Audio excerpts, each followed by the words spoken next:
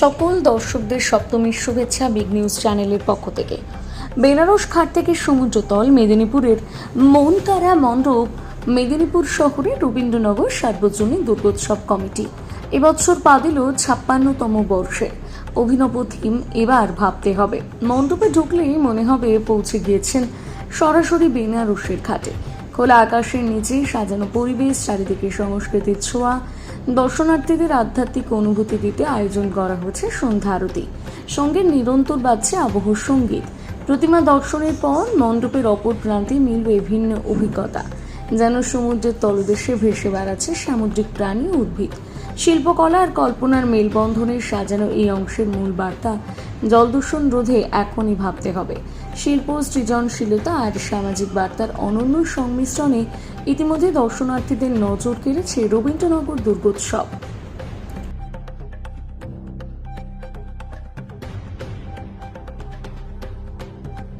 আমাদের রবীন্দ্রনাথ দুর্গোৎসব কমিটি এবছরের ৫৬তম বর্ষ। আমাদের এবছরের বাজেট হচ্ছে ২৩ লক্ষ টাকা। আর আমাদের এবছরের যে থিম সেটা হচ্ছে এবার ভাবতে হবে। ঠিক আছে, যেটা ভাবার জন্য বিষয় সেটা হচ্ছে আমাদের জল নিয়ে মূল আমরা বার্তাটা দিতে চেয়েছি। আমাদের এই বার্তাটা এবার ভাবতে হবে যেটা ছিল সেটা একটুখানি কিছুটা টুইস্ট দেওয়াই ছিল, যেটা প্রত্যেকের মধ্যে আগ্রহটা আরো বাড়ে।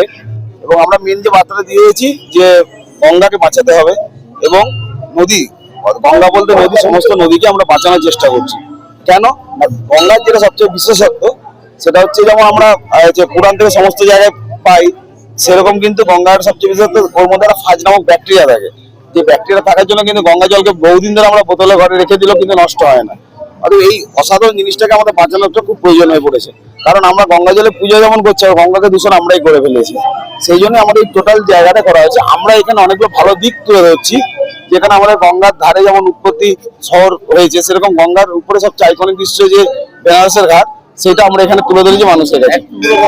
এরপরে আমরা এই গঙ্গার জল কিংবা যে কোনো নদীর জল যেমন সমুদ্রে পড়ছে, সমুদ্রের তলদেশে যারা অসাধারণ সৌন্দর্য আছে, বাস্তুতন্ত্র আছে, সেই সমগ্র জায়গাটাকে আমরা তুলে দিচ্ছি মানুষের কাছে, যাতে মানুষকে এইটুকুই বার্তা দিয়ে যায় এই ভালো সুন্দর জিনিসটাকে আমাদেরই বাঁচাতে হবে। এটাই আমাদের বলছে। দর্শক কেমন আছে? প্রচুর দর্শক আসছে এবং এবং সবচেয়ে বড় কথা হচ্ছে আপনাদের মিডিয়া হাউসরা প্রত্যেকেই আমাদের যেভাবে সহযোগিতা করে সেটা আমাদের কাছে খুবই আশাব্যঞ্জক, এবং ওনাদের মাধ্যমে আমরা প্রচুর আমাদের এই পুজোর সভাপতি মহাশয়, আমার নাম শুভজিৎ মন্ডল। কি থিম রেখেছেন এবং এই ভাবনা আপনাদের কেন আসলো? আমরা গঙ্গা নদীকে পবিত্র নদী বলি। পবিত্র নদী কেন, এটা আমরা সাধারণভাবে ধর্মীয়ভাবে ভাবি পবিত্র, কিন্তু বিজ্ঞানসম্মত একটা দিক আছে।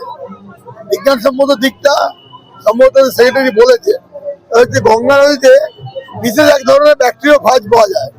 এই ব্যাকটেরিয়া ফাজের জন্য গঙ্গা জল তুলে ঘরে রেখে দিলে 10 বছরও খারাপ হয় না।